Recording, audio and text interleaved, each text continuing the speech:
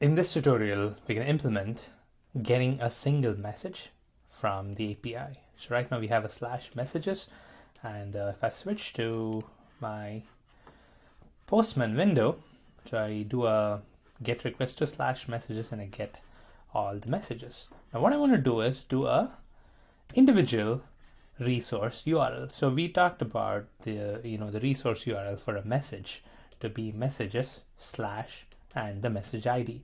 So let's say I want to pick this first message with ID 1. I want to do a get request to messages slash 1 and get that message alone, right? So that's what we're going to do in this tutorial. Now what we're going to do is do a get request to slash messages slash 1 and map that to a Java method. Once we map it to a Java method, things become fairly simple. All I have to do is call the get message and pass in the ID, and it's going to return the message, right? So I'm calling a method of the message service. So that's fairly simple since I have an instance here. But now the question is, how do I map this URL to a method over here? I cannot change this because this is annotating the whole class. Thankfully, Jersey allows this path annotation to be made to methods as well. So you have one top level path annotation and you have method level annotations for subsequent portion of the path. Let me explain what I mean by that. Let's switch back to Postman. Now let's say I want to do an annotation for a method for a URL like this. Let's say I want to map this URL. So it's messages slash test. What I could do is let's create a test method. Okay. Now this has to be a get annotation, right? It is a get method. I'm doing a get. So I annotate it with get as before. And I also do a produces media type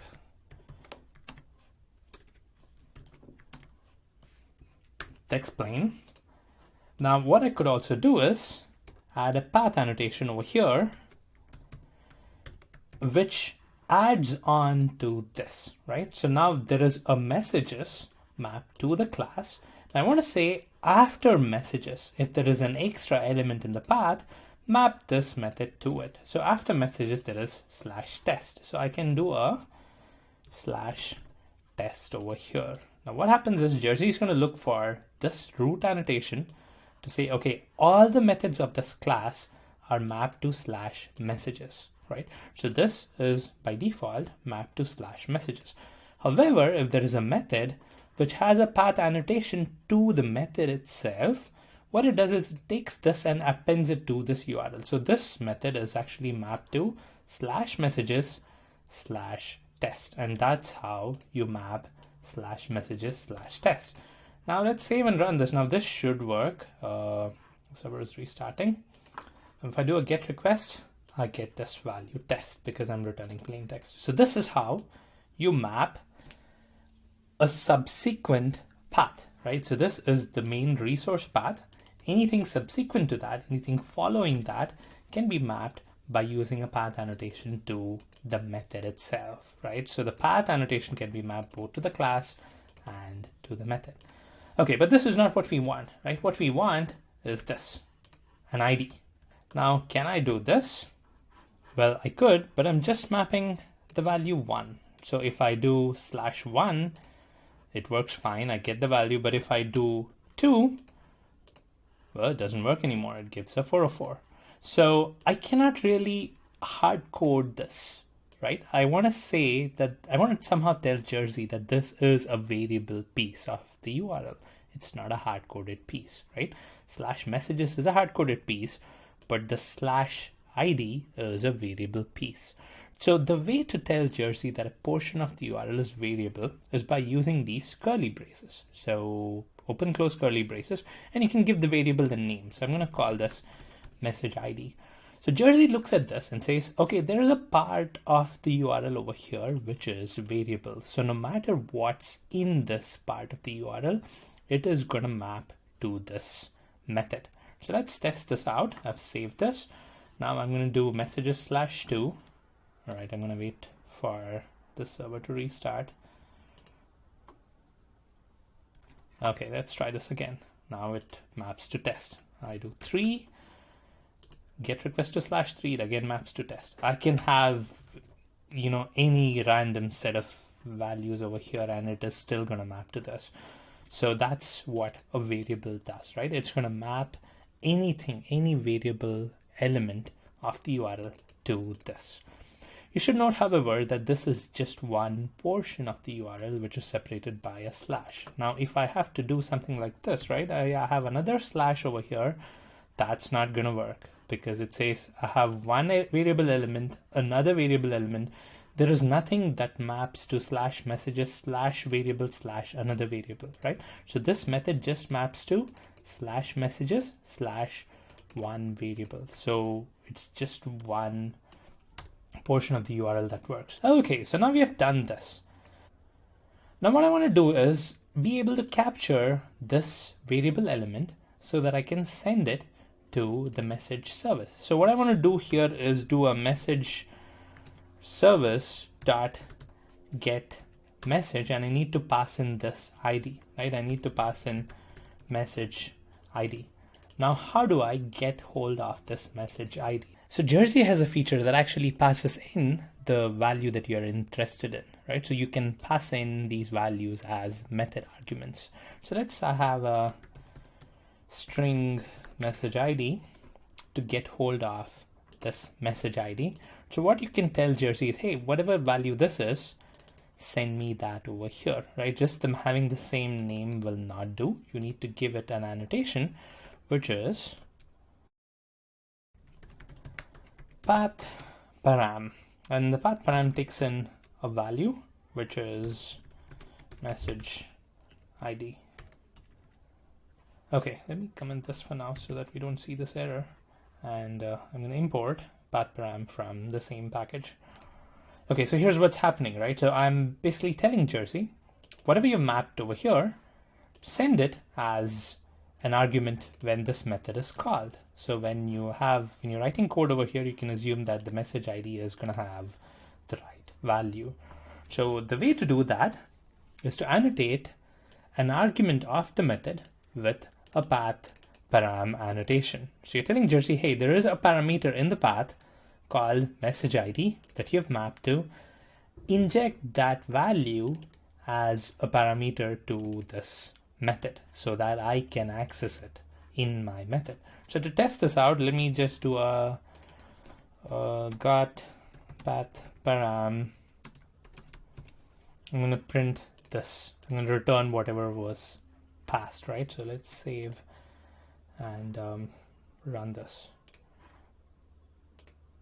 And there you see it's returned the path param. So whatever thing I send over here, it's going to get hold of that.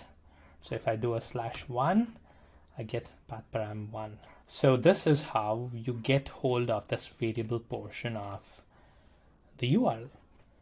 Okay, so this is perfect. Now what I want to do is send this parameter to message service dot get message, right? And I can actually return this and have this return message, right? Well, here's a problem. Message service dot get message expects a long, and what we have is a string because the URL is a string. Now, how do you send it to get message? Well, one thing you could do is convert that string to a long and send that over here. But thankfully, you don't have to do that. Jersey is smart enough to do it for you. So all you need to do is, instead of accepting a string as an argument, let's say I accept a long message ID as an argument. Then what Jersey is going to do is it's going to say, okay, I have an ID element, a URL element, which is a string. It starts off as a string, but then it sees a long member, the parameter over here, and it says, okay, this method requires a long. So I'm going to try and convert that to a long. And then this message ID is automatically converted to a long. So that's how you get this as a long. You don't have to do that conversion yourself. Now let me change this to application XML so that we can actually see the response in XML.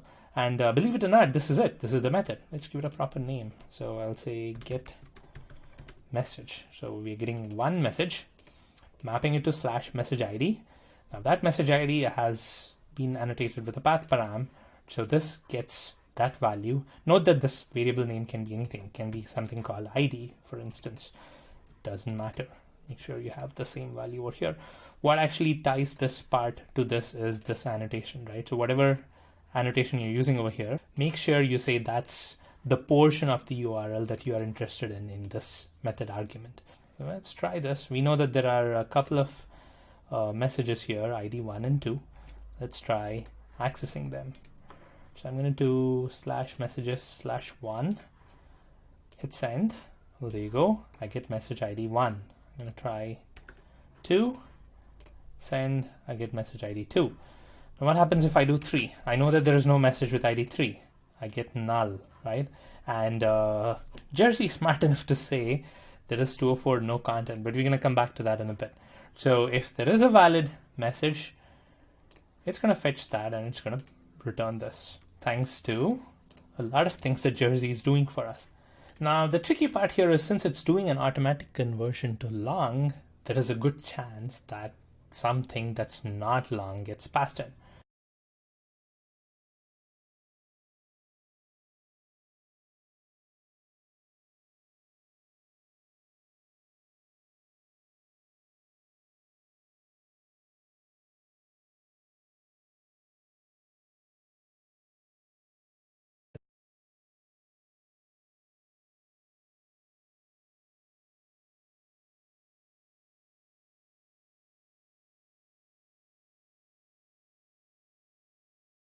Path, you can have multiple variables, and let's say for example you have id1 / some other name / id2.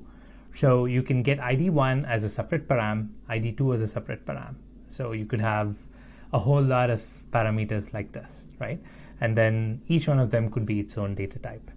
The other cool thing is that you can have regular expressions to catch a wide range of path options, right? So let's say you wanna catch all URLs which start with name something. So you can have a name star regular expression which catches all those URLs, right? So this is actually pretty powerful, and I'm not going to go into the detail of all these different combinations. I definitely encourage you to read the documentation for how you can use these path params. But this is the core concept behind using these params in your controller methods. So there you go. The second API fully implemented. We now have two APIs now. One to get all messages, map to /messages, and then to get an individual message, map to /messages/message ID. The next tutorial, we're going to implement another API. See you then, and thanks for watching.